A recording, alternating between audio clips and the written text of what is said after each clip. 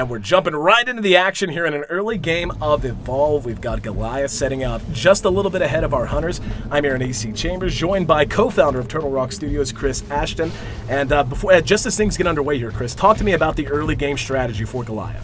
Well, he's going to try to get away from the hunters as quickly as possible, and he's also going to try to find food. So first priority is run, second priority is find food. The food's going to give you armor, it's going to allow you to stage up. So right now he's just trying to get distance and food. And staging up so important. Not only does it make him more tanky, but he gets to place more skill points into all of those abilities he has at his disposal. But right now, he is feeling a little bit weak. We can see all of the hunters have joined the battlefield. Immediately, we're going to see the Trapper drop his sound spike that'll help them track Goliath. But they're not even really going to need it that much, as they've already got a bead on him. We can see his tracks on the ground there. And so as they continue to pursue him out, talk to me, obviously Goliath gets a little bit of a start. But you talked to me about the plan so far. Give distance, but how do you deal with knowing that you're going to have all of these hunters barreling down on you in just a moment? Well, it's kind of the path that he takes. It's being careful where he runs. If he scares birds out of the path, kind of leaving the signs behind. So would you say subterfuge is a big part of the early game for Goliath? Sure. Well, we can see they've actually caught up with him now, and he is being pursued into the jungle, and he is using the foliage to the best of his advantage, taking a little bit out of the way paths and the sun. Yeah, it looks like Griffin's peeled off from the rest of the pack, and it's a pretty common tactic for the hunters to use, where the rest of the team flushes the monster out, and Griffin's able to trap him in that mobile arena. So it's a risky move, but a lot of times it pays off, especially in the early stages of the game. Yeah, it looks like, though, Goliath knows what's going on. And yeah, you can see, if you see the red that he can detect moving around him, he knows that's one of the hunters, and he's probably aware that that's going to be the Trapper. And oh, this creates such a big opportunity for Goliath, though. He's got a bead on him, and he doesn't know it. Oh, he's in trouble and pounced on immediately.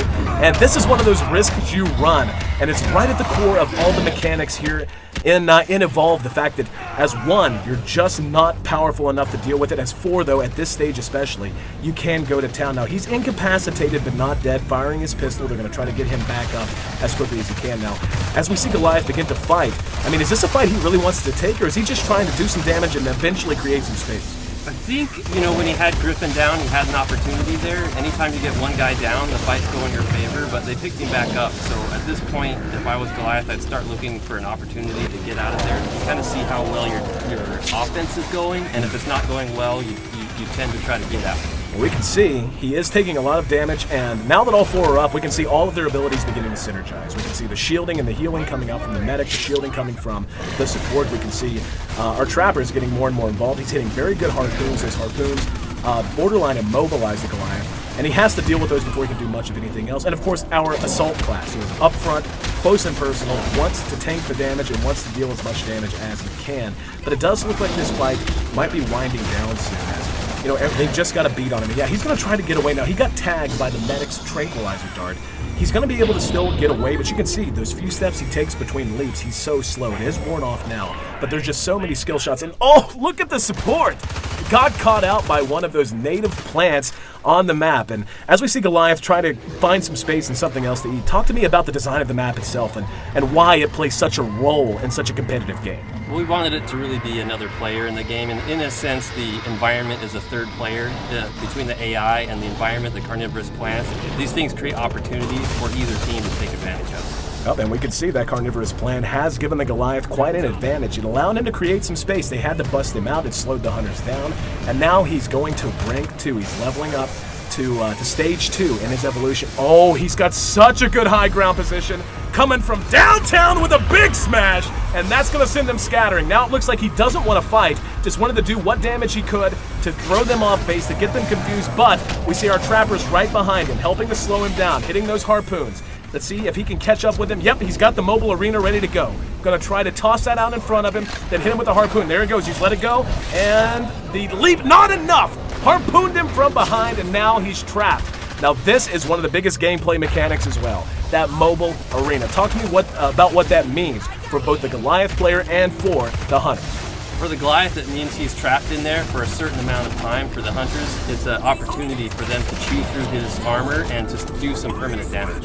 Oh, we can see, the Trapper actually got knocked in the river. Now, I know there's a Tyrant. Yes, the Tyrant down in the river. You have to be so aware of your surroundings in Evolve if you're one of the hunters. As that's actually a one-shot. He's not just down and incapacitated. There's no resuscitating him. That's going to be 2 minutes. He's off of the map entirely as Goliath continues to just run over the rest of his team. What kind of, put it in context for me. How big of a loss is it whenever you lose one of your teammates like that as the hunters? It's huge. They're designed to be co-op. Each one of them has a very specific function that is vital to their success. So as soon as one guy's out, they're at a huge disadvantage. And we can see Goliath's actually running here, but since they're down a man, how does that change their strategy and how they want to approach Goliath?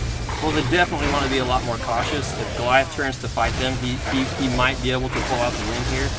So they'd be a little bit more defensive. They'll start anticipating where he's coming. They're not going to chase him as closely as they would normally. They want to keep a beat. They don't want to lose him, right? But they want to not really force the fight themselves. They want to wait till Griffin comes back. Don't want to take that big of a risk. Now the problem is, we saw they had to stop and deal with that Tyrant, otherwise one of them might get snatched. Goliath is actually utilizing one of the best comeback mechanics. We can see how banged up he is. A very nice visual system of damage. He's bruised, he's bloody, and you can't regen health in Evolve if you're the monster, but what you can do is feed on wildlife and regen your armor, and that allows you to be just so tanky. And it looks like that's his #1 priority right now, as the hunters just wait on their Trapper to get back on the map. But, and now that they know that he's coming back in, we see already the mines being laid. Talk to me about the strategy we're seeing employed by the hunters right now. So they're really just trying to turtle up at the moment. They're trying to wait. Griffin's got 30 seconds to come in, so all they're trying to do is last that 30 seconds before Griffin comes back. Another big smash, but he's able to corner 2 of them. Now 20 seconds right now, it seems like such a short amount of time, but just look at how much damage the Goliath is doing as they're waiting for him to come back in, and lacking that immobilization means they can't kite him effectively. That's why he's able to charge on top of them, why he's able to bang them down so damn hard. And yep, we're going to see already the medic is down. Nice play from the support though, using the burst stealth ability, that's his class ability. Bought some time for everyone to kind of reset, but they're still hurting. In the meantime though, the Trapper's just about to parachute down. The fight's raging on, but talk to me how they're going to try to change this up now that they're back to full strength. They're just waiting for Griffin to get back in. Assault's going to try to draw his attention. That lightning rifle does a ton of damage, so he'll try to draw the aggro and use his personal shield to negate that a little bit. And we're actually going to see another incapacitation on the support. Losing the support is just crippling. You don't have the orbital strike that you can call in, you don't have the personal shielding, and this is going to happen when you don't have that. However, with the Trapper back in, that's going to give them a chance to maybe kite him, but so far, no good harpoons. He's just continuing to deal massive amounts of damage and run over this team who is once again running at 3/4 strength. We're going to see, potentially another incapacitation. But he's setting up, he's landing another smash, and yep, there we go. One's down, that's going to be the medic, and the Goliath just continuing to pound away, setting up a huge assault on the, no! Oh, you jerks! Cutting the feed at the very last minute. That's not fair, man.